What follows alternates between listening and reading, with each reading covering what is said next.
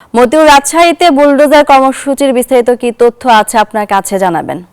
মাহমুদ আমনি, পূর্ব ঘোষণা অনুযায়ী গতকাল রাত ৯টা থেকে রাজশাহী বিশ্ববিদ্যালয়ের শেখ হাসিনা এবং তার পরিবার সংশ্লিষ্ট এবং আওয়ামী লীগ সংশ্লিষ্ট যত নাম ফলক রয়েছে সেসব নাম ফলক কিন্তু মুছে দিয়েছে শিক্ষার্থীরা। তারা রাত ৯টার পরে শেখ মুজিব হলের নাম ফলক ভাঙচুর করে বিজয় ২৪ হল রেখেছে। এছাড়া শেখ হাসিনা হল, শহীদ এইচ.এম. কামারুজ্জামান হল এবং শেখ রাসেল স্কুলের নাম ফলক কিন্তু তারা ভেঙে দিয়েছে। আর এর পাশাপাশি শেখ ফজিলাতুন্নেসা হলের নাম ফলক ভেঙে সেখানে কিন্তু শিক্ষার্থীরা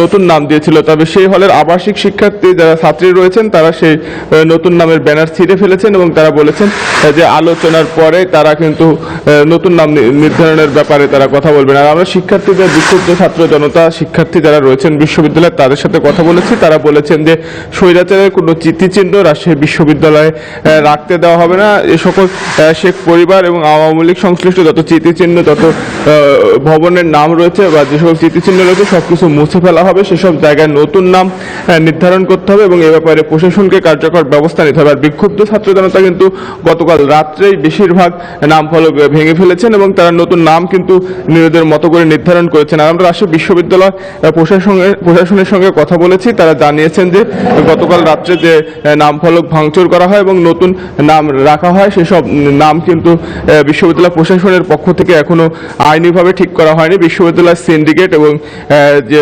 প্রশাসন রয়েছে তারা সিন্ডিকেটের মাধ্যমে পাশের পরেই কিন্তু নতুন নামের বিষয়ে আনুষ্ঠানিকভাবে বিশ্ববিদ্যালয় প্রশাসন সিদ্ধান্ত নিতে পারবেন। তবে ছাত্র জনতা বলছেন যে তারা স্বৈরাচারের স্মৃতিচিহ্ন মুছে যে নতুন নাম নির্ধারণ করেছেন সেসব নামই বিশ্ববিদ্যালয় প্রশাসনকে মেনে নিতে হবে। তারা বিশ্ববিদ্যালয় প্রশাসনের সঙ্গে আলোচনা বসবেন এবং সেই মতেই কিন্তু তাদের নতুন দেওয়া নাম নির্ধারণ করা হবে এবং রাজশাহী বিশ্ববিদ্যালয় থেকে স্বৈরাচারের যত স্মৃতিচিহ্ন রয়েছে সবকিছু কিন্তু মুছে ফেলা হবে, নিশ্চিহ্ন করা হবে, এমনটাই বলছেন বিক্ষুব্ধ ছাত্র জনতা। এই ছিল রাজশাহী বিশ্ববিদ্যালয় থেকে সর্বশেষ। রংপুর থেকে একই খবর জানাচ্ছেন সহকর্মী মানিক। আমরা যাচ্ছি মানিকের কাছে।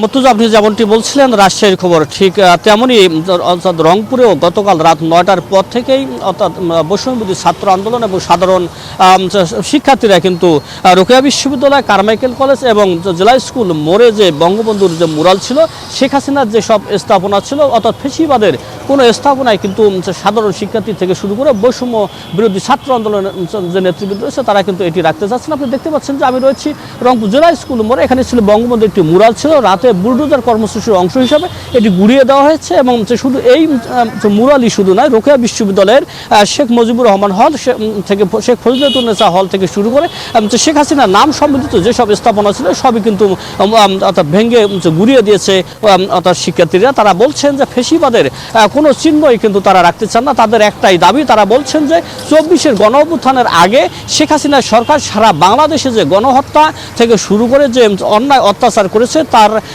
প্রতিফলন হিসাবেই অর্থাৎ গণ অভ্যুত্থানের পরে যে সব তার কোনো চিহ্ন কিন্তু তারা রাখতে চান না। তারা বলছেন, সাধারণ শিক্ষার্থীরা বলছেন যে অর্থাৎ সারা বিশ্বে যেখানেই গণ অভ্যুত্থানের ঘটনা ঘটে সেখানে কিন্তু ফ্যাসিস্ট সরকারের কোনো চিহ্ন রাখা হয় না।